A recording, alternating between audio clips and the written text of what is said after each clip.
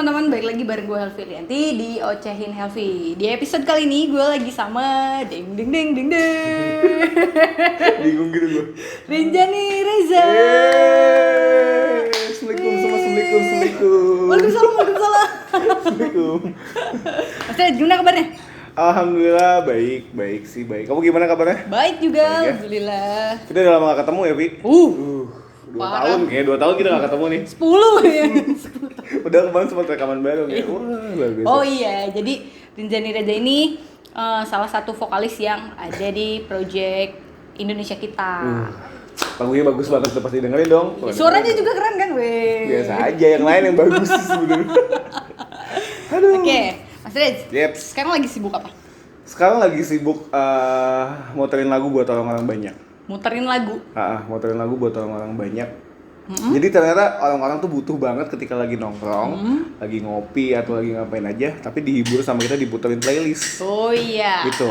Itu ternyata lagi banyak yang ngebutuhin dan akhirnya banyak yang ngajakin main. Iya, aku juga udah lihat itu sih jadwalnya sampai bulan September ini. Wow, padat. Alhamdulillah. Biar bisa kebeli motor baru gitu. Amin ya. Kita ada penonton bayaran sih, jangan khawatir. Oke. Itu tadi kan muterin playlist ya. Betul. Berarti bukan sama Rinjani Reza dong, ada projectnya sendiri. Kalau yang itu dikasih namanya Patos. Jadi itu cuman project sebenarnya alter ego karena memang ini cuman project nggak produce musik sih sebenarnya, ini lebih ke muterin lagu orang, tapi ketika lagi manggung kita mixing ulang sih. Oh, maksudnya iya. paling kita cuman mixingnya dari equalizer itu pasti kayak gitu, sama nambahin beberapa efek aja sih itu doang, biar fill in-nya atau mungkin sama BPM-nya biar enak pas ngedengerin lagunya gitu-gitu doang sih sebenarnya. Jadi prosesnya sebenarnya nggak terlalu ribet kali ya? Nggak terlalu ribet sih, cuman emang kita yang dibikin ribetnya itu kita harus tahu sih playlist mana yang cocok sama lingkungan tersebut, lagu mana yang bisa bikin euforianya jadi oke, gitu doang, sama pintar-pintar kita baca situasi sih. Iya, karena kan tempat yang Patos main juga beda-beda ya. Betul, ada di coffee shop, ada di beer house. Jadi memang kita nggak pernah tahu yang datang tuh siapa ya, bukan kalangan dari teman-teman band yang biasanya kita tonton atau kita ketemu gitu. Kita ketemu sama banyak orang yang mungkin kita bilang orang-orang umum gitu ya. Kita nggak tahu selera musiknya apa gitu, random. Sedangkan kita menawarkan satu playlist yang belum tentu mereka juga suka. Nah, itu sih yang harus kita pelajarin akhirnya. Ternyata sekolah kayak gini harus muterinnya kayak gini gitu sih. Itu PR-nya ya. Itu PR banget sih lumayan. Tapi akhirnya jadi terbiasa dan lumayan bikin jadi lebih peka sebenarnya. Itu sih. Itu kalau Patos sendiri. Nah, sebelumnya kan aku juga pernah tahu ada Siliwangi Selecta. Siliwangi Selecta. Nah, jadi, itu sebenarnya sama aja sih sebenarnya kayak Patos. Jadi Siliwangi Selecta itu project berdua sama Tahu, Tahu 88. Tahu 88 itu sebenarnya bukan teman baru buatku karena memang aku sama Tahu tuh sudah ngeband dari 2009, kita udah bikin band bareng. Kita terlibat di satu project musik yang namanya Merah Berdarah, judulnya Bibir Merah Berdarah. Itu memang udah musik elektronik. Sekarang ini kan kita udah nggak pernah bikin lagu apapun. Iya. Akhirnya kita rilis mini album itu 2016 kalau nggak salah ya. Udah lama juga ya. 2016 kita rilis 1 single dan dibikin EP. Setelah itu kita nggak pernah rilis apalagi video. Jadi akhirnya kita manggung enggak. Terus akhirnya pas kemarin dapat job yang memang diharuskan buat muterin lagu dan dapat jobnya berdua. Dan akhirnya kita nggak tahu pakai nama apa, akhirnya Siliwangi Selecta gitu. Berarti nama Siliwangi Selecta itu baru di project itu? Baru di project itu dan baru dipakai 2020 ini. Di acara pertama yang Cap Gome itu. Oke, lanjut ya. Oke, tadi kan kalau Tahu sama Siliwangi Selecta berarti baru ada di project yang acara kemarin ini nih. Yang acara tahunan Bogor lah. Gak apa-apa kita sebutin aja. Bogor Street Festival. Iya. Gitu. Berarti kalau konsep Siliwangi Selecta sendiri sama Patos itu sama ya? Sama aja. Cuman emang yang membedakannya tuh playlist sebenarnya. Kalau Patos tuh kan sebenarnya ego pribadi dan di Patos itu aku lebih ke Jamaican music sebenarnya. Jadi muterin lagu-lagu reggae atau misalkan ska kayak gitu. Nah, ketika masih Siliwangi Selecta, ini lebih random. Playlist kita malah playlist yang bener-bener umum lah gitu. Playlist karaoke lah. Popnya banyak kayak gitu. Kadang tiba-tiba kita mainin koplo kayak gitu-gitu sih sebenarnya. Itu kalau Siliwangi Selecta lebih jualan aja sih sebenarnya gitu sih. Itu bedanya ya. Bedanya itu, kalau Patos lebih banyak ego sendirinya juga sih. Oke, ternyata itu yang membedakan Siliwangi Selecta sama Patos. Betul. Tapi kadang Patos juga bisa muterin apa aja sih, tergantung budget dan diundang ya. Iya, yang diundangnya, tapi gue pengen diputerin lagu ini dong. Gak gitu. apa-apa, sebenarnya gak apa-apa, yang penting Sesuai cocok request aja. ya. Iya bener. Yang penting budgetnya masuk. Itu dia. Ini project cuan soalnya. Nah, berarti kalau budgetnya nggak masuk, serah gue aja mau muterin apa aja gitu ya. Nggak sih, itu tetap bisa disesuaikan lah. Oh iya, bisa disesuaikan. Bisa banget. Nah, yang aku mau tanya soal persiapannya, kan tadi kalau di venue itu tinggal play. Yeps. Tinggal play ya? Iya, tinggal play. Nah, untuk persiapannya, merekam audionya apakah Mas Redi sendiri yang buat lagunya atau dari download segala macam? Kalau itu sih kita sudah sebenarnya itu bukan lagu original kita ya, justru itu lagu original orang yang si penyanyinya gitu. Jadi kita kebanyakan tinggal ngeplay aja. Kalau di beberapa kejadiannya memang yang konsepnya kayak karaoke night gitu. Kalau karaoke night kan karena kita nggak mungkin terlalu bikin lagu ulang gitu. Misalkan kita pengen lagunya Antartik gitu ya, yang kibas misalkan terus aku bikin beat ulang, itu kan ribet banget. Jadi kita kadang-kadang memang lagunya lagu originalnya aja sih. Terus akhirnya memang kita puterin itu dan akhirnya palingan kita cuma tambahin misalkan dari si efek-efek vokal, kalau nggak dari beatnya itu sih biasanya. Nah, untuk nambahin efek vokalnya pada saat Mas Redi di venue atau sebelum? Kalau itu biasanya langsung di venue. Langsung di venue. Itu di venue, jadi kita main live sih sebenarnya kayak gitu.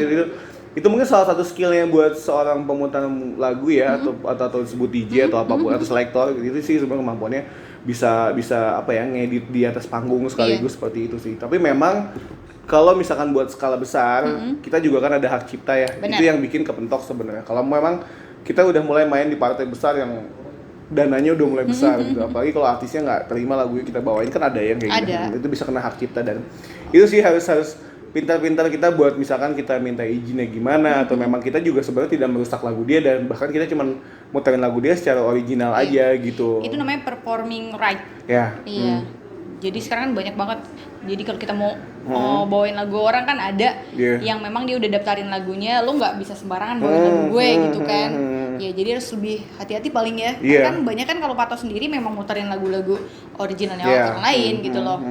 Oke. Dan kenapa juga akhirnya kalau di Patos lebih sering muterin lagu luar negeri misalnya dibanding luar Indonesia, karena itu juga sih. Kalau memang terlalu banyak lagu di Indonesia, kalau kita nggak tahu sistem dia pengennya seperti apa sih musisi aslinya, itu kan bisa jadi bumerang buat kita dong. Bener. Tapi kalau misalkan lagu luar negeri, jarang sih orang bule yang tiba-tiba ngetekin, kecuali kalau kita udah main di festival yang mungkin gede banget gitu, baru mungkin dia bisa protes. Tapi kalau cuma di skala antar kafe, antar kota kayak gitu sih masih belum jadi masalah sih. Mereka juga nggak tahu gitu loh. Ya, itu dia sih. Kalau buat yang mainin di lokal, ngerinya itu doang sih. Karena memang ya hak cipta kan, emang kita juga sebagai orang yang membuat karya ya, juga memang kadang merasa kayak kalau gue dibawain tapi nggak ada tagging gue kayak gitu.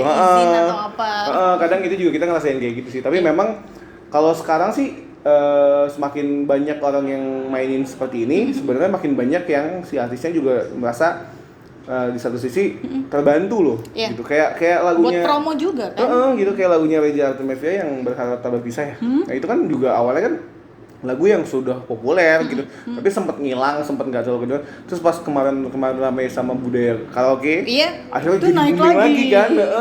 Itu kan di luar apapun sebenarnya juga membantu si lagu itu jadi ke bawah lagi sebenarnya. Walaupun jadi banyak versi sih. Gitu. Sebenarnya kalau soal performingnya sendiri, kalau aku pelajari, kalau kita mau bawain lagu orang lain, yang bayar itu bukan kita sebagai pengisi acara, tapi IO-nya ya. Jadi sebelum acara itu IO-nya nanya dulu tuh, lu setlistnya apa nih? Itu kan, ini lagunya, oke, berarti gua harus ngurus ini nih, perizinan lagu ke si yang punya. Gitu. Jadi sebenarnya kita aman-aman aja ya. Gitu. Jadi sebenarnya mungkin ya itu sih tanggung jawab kitanya memang lebih dimainin lagunya dengan bagus aja gitu, dan sisanya kalau masalah membayar royalti itu memang lebih ke si IO-nya gitu ya. Kayak mau bayar juga nih. Ya kita di sini sharing-sharing lah. Iya. Ngoceh-ngoceh. Soalnya kadang-kadang suka takut ada lah ya, kita bawain lagu yang populer gitu kan. Band-band Indonesia atau musisi Indonesia gitu kan, kita nggak pernah tahu kalau tiba-tiba ada kita posting ada yang negor kan kita nggak pernah tahu gitu kan. Itu kita yang harus sudah mempersiapkan langkah apa gitu buat ngomong itu doang sih. Iya, betul. Kayak musisi Indonesia sendiri sih belum semuanya sadar akan hal itu. Mungkin kebanyakan untuk band-band atau musisi-musisi label ya, baru mereka yang benar-benar aware, oke, lu nggak bisa sembarangan pakai lagu gue. Tapi kayak musisi-musisi indie justru mereka senang kayak tadi lagi, mereka kan ikut dipromoin juga bener. lagunya. Mungkin untuk band-band indie kita bawa ini, orang nggak tahu lagu ini siapa, ternyata lagunya enak, itu kan ngangkat juga gitu loh. Jadi sebenarnya mungkin nggak semuanya merasa dirugikan, tapi ada juga yang memang di sisi lain merasa dibantu buat promonya gitu plus ya. Plus minusnya ada. Bener. Nah, balik lagi ke Patos tadi, itu kan di atas panggung mengolah musiknya ya.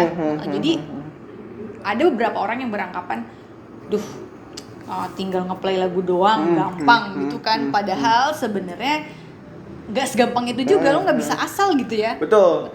Sebenarnya emang bener sih apa yang kamu bilang. Maksudnya banyak yang bilang ini mah tinggal ngeplay bisa kelar. Spotify juga banyak atau apapun banyak gitu. Iya betul, kalau misalnya masalah lagunya dimanapun banyak. Tapi kan yang harus kita tahu tuh, kita harus baca situasi itu tuh nggak gampang sebenarnya. Kayak misalkan kita punya band T40 lah ya, nggak usah mainin pemutar lagu, main di kafe gitu. Terus kita datang di satu kafe, kita bawain lagu apa sih yang sebenarnya bisa menghibur orang. Kan bukan buat diri kita sendiri doang gitu sih. Nah itu yang harus dipelajari sih. Jam terbang bakal ngaruh banget karena memang kita harus tahu orang pengennya seperti apa, suasana kayak gini gimana. Ketika orang baru datang, orang butuh yang beat seperti apa sih. Itu tuh yang sebenarnya sama pilihan lagu apa sih yang harus kita cari. Itu juga sebenarnya skill sih. Kalau menurutku pribadi itu juga salah satu usaha yang luar biasa. Kita nyari lagu tuh itu luar biasa loh sekarang. Maksudnya ada yang mungkin kalau kepentok banget kita ngedownload, ada juga yang kita memang udah punya beli CD-nya, terus kita copy gitu buat kita pribadi doang, buat kita. Ada juga seperti itu. Jadi sebenarnya yang bikin susahnya itu bukan ketika kita ngeplay lagunya, tapi ketika proses mencari si lagunya dan ketika kita harus bisa bikin suasana itu enak, itu sih sebenarnya bukan ketika ngeplay lagunya. Kalau ngeplay lagunya, aku rasa semua orang pasti bisa. Sebenarnya. Tapi kan prosesnya, terus kita juga harus baca situasi. Ya itu saat sih. Di venue-nya juga ya. Sama bisa ngajakin audiens buat biar lebih hidup gitu ya, gitu kan. Itu juga bukan satu hal yang gampang sebenarnya. Kita misalkan udah datang ke satu kafe gitu, terus kita tinggal ngeplay lagu, orang kalau nggak tahu apa-apa bakal diem aja, ini apa sih, bakal kayak gitu gitu. Kita harus bisa, minimal kita harus bisa ngomong gitu, ketika ngajak orang buat ayo gue bikin ini nih, kita lagi baru gitu. Betul. Tapi kan pada saat di venue pun nggak semata-mata datang ngeplay, nggak gitu kan. Iya, nggak gitu. Walaupun emang waktu awal aku sendiri sempat kepikirannya kayak gitu pas awal, tapi kesini-sini malah wah ternyata selain laptop butuh controller, beli controller, wah controller ternyata kurang nih, harus butuh mixer kecil, nabung buat beli itu gitu. Terus ternyata udah punya alat-alatnya, harus punya kabel-kabelnya. Kan kita nggak mungkin selalu nyerahin sama si venue, sama si sound system. Kadang soalnya beberapa kejadian di Bogor tuh kita udah bawa alat lengkap, tapi kita nggak bawa kabel-kabel. Kadang dari si pihak sound system tuh nggak ada kabel-kabelnya. Itu sebenarnya kita harus prepare ya. Betul, mau nggak mau kita harus nyicil beli semua kabel-kabel buat kebutuhan kita, walaupun emang dari si pihak tempat ada juga, tapi kita juga harus punya backup. Itu sih sebenarnya. Jadi sama aja gitu kayak anak band gitu. Gearnya harus lengkap gitu. Bener. Karena nggak semua yang kita butuhkan ya orang punya. Iya, gitu. Itu sepakat kayak gitu. Sama kayak ngeband juga gitu kali ya. Kalau kita ngeband kan maaf gitu ya, misalkan ada ngeband yang nggak bawa gear, datang cuma bawa badan doang. Kan itu mending kalau dari si acaranya udah ada alat semua, sudah ada tinggal main, Bu. Tapi kan tinggal langsung pakai. Beberapa acara sekarang kan kita nggak nyediain alat musik kecuali drum gitu. Kita cuma nyediain sound. Itu gimana? Kan kita nggak mungkin minjem kan juga. Kalau kita minjem, kalau misalkan minjem ketemunya temen yang udah akrab banget nih. Kalau yang nggak kenal kan itu juga baru ketemu saat itu juga. Nggak semua orang juga bisa minjemin. Gitu sih. Ya, itu baik lagi. Jadi anggapan orang-orang yang ngeplay lagu doang gampang, ternyata banyak gear atau peralatan yang harus disiapin juga. Itu kan tadi udah disebutin. Ada controller. Yes. Apalagi mixer. Terus kalau kita punya mic sendiri lebih bagus karena memang mic kita bakal langsung connect ke si mixer kita gitu. Terus laptop udah pasti harus punya laptop, minimal punya laptop. Kalaupun pernah lihat DJ nggak pakai laptop, itu alatnya udah harganya udah puluhan juta. Itu lain lagi ya. Itu lain lagi. Itu jadi udah lengkap semuanya di situ. Iya, belasan juta deh, itu udah nggak butuh laptop, dia bisa tinggal colok USB. Iya, kalau dilihat enak, tapi harganya juga enak banget. Ya sekarang kita itu lumayan juga sebenarnya buat jadi pemutar musik ini kan.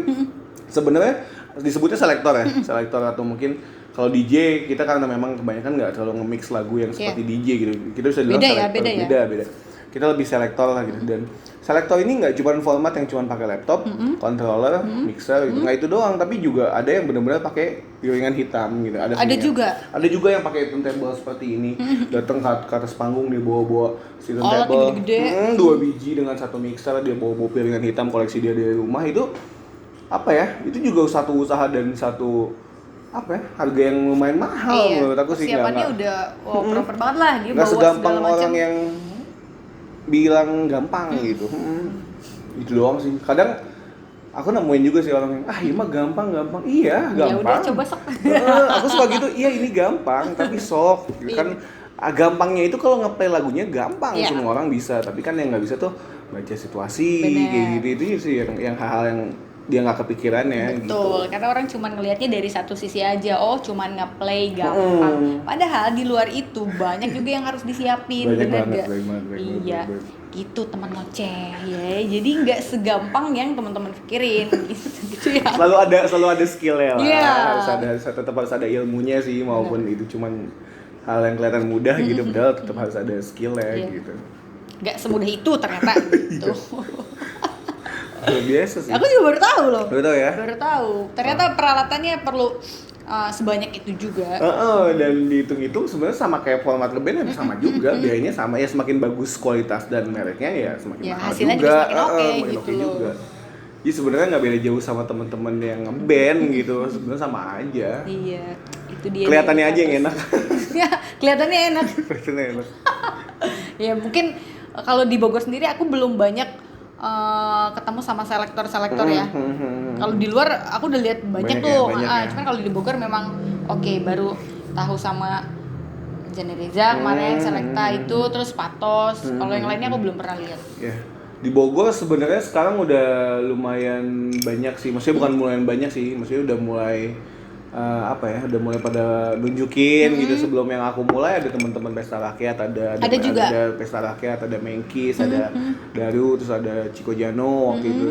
Mereka yang lebih awal dibanding aku duluan sebenarnya. Udah banyak, cuman emang mungkin kita bukannya kita bersaing atau pasar kita siapa yang lebih ini, enggak, tapi memang kita mainnya di tempat yang berbeda-beda, jadi memang kadang nggak kelihatan main bareng, tapi padahal dia manggung kita manggung gitu, jadi ada pasarnya sendiri gitu, kayak gitu. Sebenarnya di Bogor ini justru sekarang nih, kayak kemarin terakhir mulai main tuh mulai banyak yang bilang, gue juga punya, berarti punya banyak banget ya, tapi kenapa mereka nggak kelihatan? Karena memang mungkin mereka belum mau menunjukkan atau mungkin belum mau mencoba buat nunjukin ke umum mainnya. Oh iya, kayak bisa gitu jadi sih. memang karena kan sebelumnya ternyata mereka udah ada, tapi karena mereka nggak posting juga, jadi kita semua nggak tahu gitu. Bisa juga yang kayak gitu, itu bisa banget sih. Dan memang kadang-kadang mungkin mereka belum dapat job panggung juga ada juga kayak gitu sih sebenarnya, kan kayak band juga banyak di Bogor ya, tapi memang kadang ada yang nggak kedengeran bukan karena memang mereka nggak ada, tapi belum dapat panggung lah. Bener. kayak gitu sih sebenarnya. Karena kalau di setiap tempat kayak kafe gitu, kalau misalnya dia mau bikin acara, dia pasti punya flyer juga dong. Iya, dia pasti posting. Jadi kita tahu nih siapa yang ngisi. Kayak Patos juga kan pasti ada dong. Ada dong pasti. Dan memang itu jadi apa ya? Jadi portofolio buat kita juga. Dan juga benar-benar bisa bikin apa ya? Biar orang tahu sih sebenarnya. Ya promo lah. Ternyata sini tuh ada dan ini main ya kayak gitu. Sebenarnya kalau menurutku ya, kayak kemarin yang aku bilang bikin di story gitu, jadwal manggung, walaupun misalkan itu kelihatan padat atau bukannya kita mau nyombongin si jadwal kita banyak, enggak, tapi sebenarnya dengan hal kita seperti itu malah bisa daya tarik buat orang. Bener. Selain orang bikin banyak nih tuh, dan mereka mikirnya berarti memang bagus nih orang, bisa gitu. Jadi memang bagusnya tuh maksudnya berarti memang banyak yang ngajakin, berarti memang ada nilai lebih nih dari si orang ini gitu. Maksudnya entah itu dari playlistnya atau apapun seperti itu. Jadi memang sebenarnya hal-hal kecil kayak gitu tuh bagus juga buat kita posting sebenarnya, nggak apa-apa. Promosi segala macam ya. Kalau misalkan ada yang sirik mah ya udahlah gitu. Maksudnya kan kita kan juga nggak maksain orang buat suka sama kita semua. Bener. Gitu. Pasti ada aja. Ada dan itu mah biarin ya gitu. Terus aja jalan. Tuh bukan mereka kok yang beliin konsoler, bukan mereka yang beliin laptop.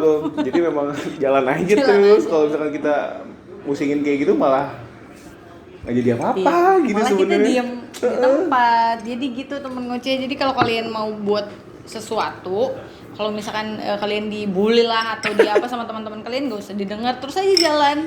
Bener gak? Yes, bener banget. Soalnya nanti ketika kalian udah ketika kalian udah mulai banyak job manggung mungkin, percaya deh orang-orang yang nyinyirin kalian itu juga bisa ngikutin kalian sebenarnya. Itu sih sebenarnya. Malah jadi trend center ya. Wah, banyak kayak gitu. Itu kan yang kemarin gua ocehin nih, gua recehin, gua hina-hina. Ternyata sekarang dia mulai ada di atas. Iya, itu kan ya akhirnya kan kita ngebuktiin bahwa men sorry lo nyinyirin gue berarti lo satu langkah lebih mundur dibanding gue gitu kan. Karena gue lebih maju dari lu dan kita buktiin aja udah. Kita nggak pernah tahu rezeki orang betul. Yang penting niat kita baik gitu aja sih udah. Yang penting niatnya baik dan tulus aja sih kalau mau bikin sesuatu udahlah emang kita suka di jalan ini jalanin gitu kan, kita bikin karya yang bagus buat kita kan belum tentu bagus buat orang lain, tapi memang ya jalanin aja lah gitu. Ya pada akhirnya apa yang kita buat, karya kita akan ketemu sama pendengarnya. Bener gitu. Kita selalu punya pasarnya ya. Iya, punya pasarnya. Bener banget sih itu. Iya, gitu teman-teman C. Nice ya. Banget. Ini ilmu baru loh buat aku. Sama lah kita share ilmu-ilmuan nih ya. Sebenarnya ini tuh aku janjian sama Patos itu dari 2 minggu lalu ya. 2 minggu lalu. Tapi kebetulan memang jadwalnya belum cocok. Akhirnya baru ketemu hari ini. Dan kemudian kita lagi ada di Eternal Store. Kemarin juga kita lagi mau ke di Eternal Store ya rencana awal. Kita lagi di Eternal. Cuman emang kemarin tuh nggak bisa, jadi akhirnya ya udahlah. Jadi gitu. Baru sekarang bisa ya. Oke, sekarang Mas ada gak tips-tips buat teman-teman yang ternyata dia tuh di rumahnya punya controller apa segala macam, kalau memang mau memulai seperti apa yang Patos lakukan, ada gak tips-tipsnya? Kalau mau memulai sih yang paling penting tuh ya mulai aja, cobain aja dulu. Misalkan malu buat atau mungkin bukan malu ya, belum punya tempat buat main gitu, di mana belum ada kafe yang mau menerima buat dia main, ya main sendiri aja dulu. Misalkan kalian punya teman-teman gitu, ada yang birthday atau misalkan ada yang nikah atau misalkan ada yang kumpul-kumpul lah. Misalkan lagi ada acara kumpul-kumpul atau ngopi di mana gitu, terus gue punya Sony, kita bawa ya, misalkan bikin ide itu aja. Maksudnya kita mulai dengan langkah sendiri, nggak usah nungguin diajak sama orang dulu.